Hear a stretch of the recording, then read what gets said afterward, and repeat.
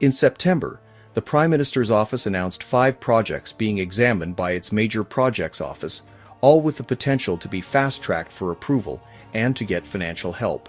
However, no one should get too excited. This is only a bad effort at fixing what government wrecked. During the Trudeau years, and since, the Liberals have created a regulatory environment so daunting that companies need a trump card to get anything done.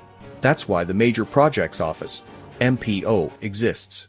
As a government press release explains, the MPO will work to fast-track nation-building projects by streamlining regulatory assessment and approvals and helping to structure financing in close partnership with provinces, territories, Indigenous peoples and private investors.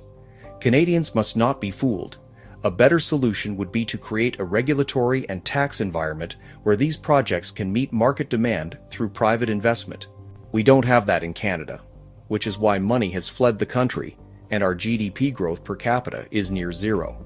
Instead of this less politicized and more even-handed approach, the Liberals have found a way to make their cabinet the only gatekeepers able to usher someone past the impossible process they created. Then, having done so, they can brag about what they got done. The Fraser Institute has called out this system for its potential to incentivize bribes and kickbacks. The Liberals have such a track record of handing out projects and even judicial positions to their friends that such scenarios become easier to believe. Innumerable business groups will be kissing up to the Liberals just to get anything major done. The government has created the need for more of itself, and it is following up in every way it can. Already, the federal government has set up offices across Canada for people to apply for such projects. Really? Anyone with enough dollars to pursue a major project can fly to Ottawa to make their pitch. No, this is as much about the show as it is about results, and probably much more. It is all too reminiscent of another big-sounding, mostly ineffective program the Liberal government rolled out in 2017.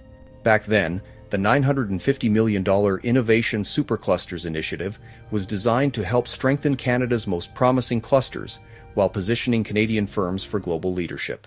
That program allowed any company in the world to participate, with winners getting matching dollars from taxpayers for their proposals. But all for the good of Canada, we were told.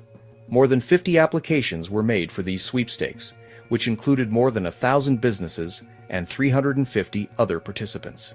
In Trudeau Liberal fashion, every applicant had to articulate how their proposal would increase female jobs and leadership and encourage diversity in the long term. The entire process was like one big Dragon's Den series. The Liberals trotted out a list of contestants full of nice-sounding possibilities, with maximum hype and minimal reality. Late in the process, Minister of Innovation, Science and Industry Navdeep Bains announced 9 Liberal-chosen finalists, all based in cities with a Liberal MP, and later 5 winners. The alleged premise was to leverage local and regional commercial clusters, but that soon proved ridiculous. The clean, low-energy, effective and remediated supercluster purported to power clean growth in mining in Ontario, Quebec and Vancouver. Not to be outdone, the mobility systems and technologies for the 21st century supercluster included all 3 of these locations, plus Atlantic Canada. They were only clustered by their tendency to vote Liberal. Today, the MPO repeats this virtue-signaling, politicking, drawn-out tax dollar spending drama.